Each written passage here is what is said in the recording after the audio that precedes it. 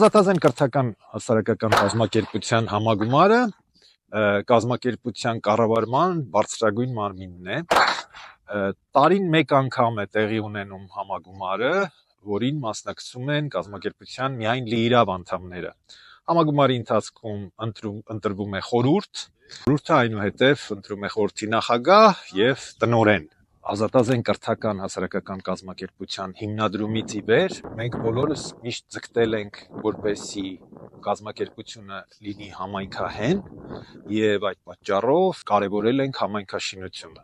Ազատազենում կա երկու տիպի անդամակցություն՝ լիիրավ եւ աջակից։ Աջակից անդամը դա համայնքին միանալու առաջին քայլն է,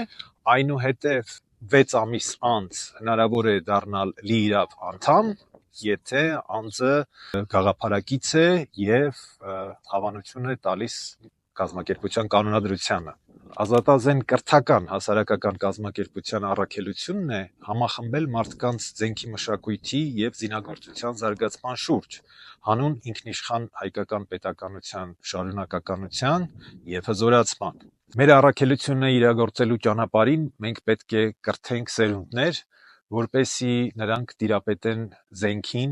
զենքից օգտվելու բոլոր կանոններին, ինչպես նաև այլ հարակից ոլորտների։ Զենքի մշակույթը զարգացնելու համար Ազատազենը իրականացնում է մի շարք դասընթացներ, ինչպիսին են դիպուկներինը, մարտավարական դասընթացը, զորակոչիկների նախապատրաստական դասընթացը եւ այլն։ Ազատազենը նաև առաջին կազմակերպությունն էր, որին շնորհվեց զենք ձեռք բերելու քննությունը անցկացնելու իրավունքը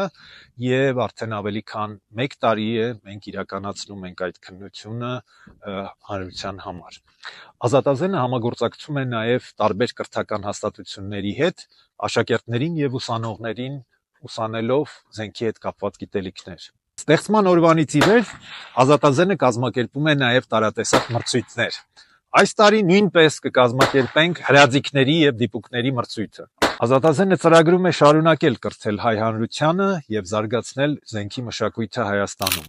Ազատազենի այս տարվա համագումարը տեղի կունենա հուլիսի 12-ին։